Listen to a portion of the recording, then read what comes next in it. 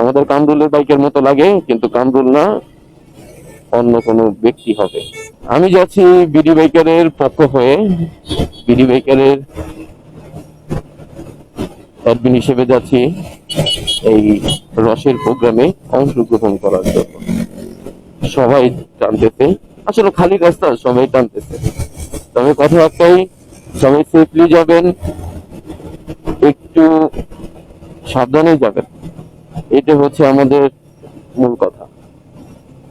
অনেক বাইক, অনেক বাইক হয়েছে, খুব সাবধানে, খুব সাবধানে।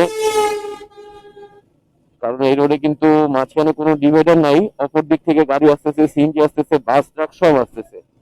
আল্লাহ না করুক কোনো দুর্ঘটনা আমরা চাই না, আমরা খুব সাবধানে আমাদের প্রোগ্রাম শেষ করতে চাই।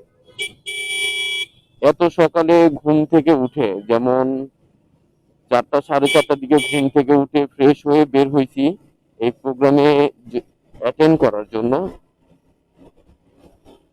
আমরা এই প্রোগ্রামে যাই এই একটাই কারণে, যে কথা হচ্ছে সকল ভাই ব্রাদারের সাথে দেখা হয়, মোলাকাত হয়, একসাথে কিছুক্ষণ আড্ডা মারি, এইটাই মেন বিষয়, হচ্ছে এই একটাই।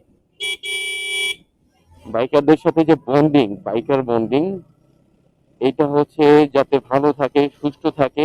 এই জন্য হচ্ছে আমি একটু ওভারটেক করি, কারণ অনেক পিছিয়ে গেছি। আমি চাই না যে আমার সামনে চলে যাক।